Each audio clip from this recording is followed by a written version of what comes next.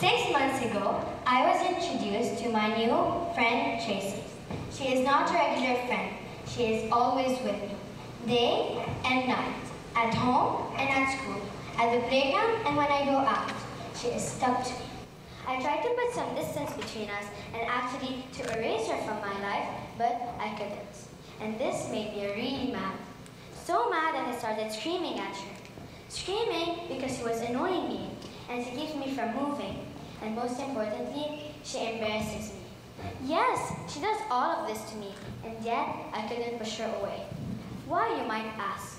Well, I think it's time to introduce you to Tracy. Audience, this is Tracy. Tracy, this is the audience. Now let me tell you my story. Gymnastics was my life, but one day, everything went wrong. It all started on a beautiful sunny Sunday when I was in the mountains with my family. I went with my brother next to the trampolines and we decided to do some gymnastics. So my brother attempted a double front flip and he nailed it. Then it was my turn. When I did it, I first did the first foot flip, and instead of continuing and doing another full turn, I did only half a spin and landed on my neck, and heard a crack coming from my back. But it was not a regular crack, but a big and loud one. I was terrified and in big pain. My dad hurried and took us to our car. At the ER, my dad asked and insisted for an x-ray, but the doctor said there was no need.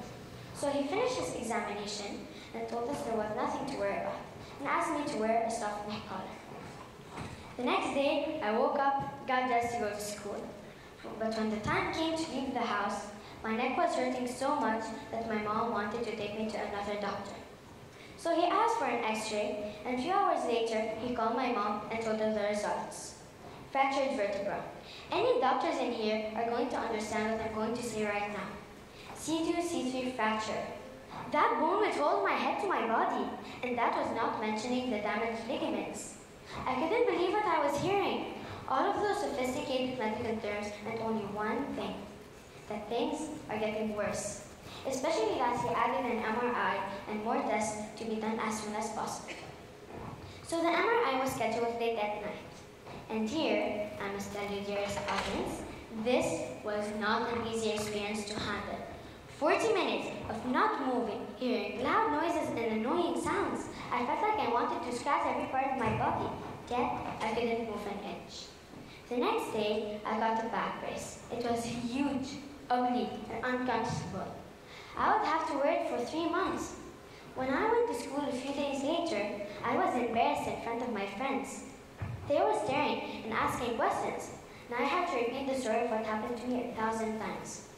I had a special chair to sit on in class, and I wasn't allowed to go outside during recess, so some friends offered to keep me company. It was very hard to cope with this new lifestyle. A few weeks later, we went to a spine specialist. He thought it was even more serious than the other doctor, and wanted to immobilize me completely. The worst part of all of this is that both doctors agreed that he completely gave up gymnastics because it was dangerous for me. I was lucky this time, but another accident could happen and God wouldn't save me again. Dearest audience, I had a dream to become an Olympic gymnastics champion. Yes, I had a dream, and I was halfway there. I trained so hard for years. I missed some of my best friends' birthdays as I was committed to the training. I missed summer vacation with my family as I had to travel to Belarus for training. I was investing time and effort in going to competitions at least 3 per year in Amman, Dubai, and Lebanon. I had collected so many medals, gold and silver. Living this journey felt so good, yet now I must give it all up. This reality hit me hard. No more gymnastics? Does this mean I should give up on my dream? What else can I do? Am I actually good at something else? Too many questions in my head, questions that pulled me down. But then, as my life moved ahead, I came to realize that losing this piece of the puzzle made space for another piece to fall in its place.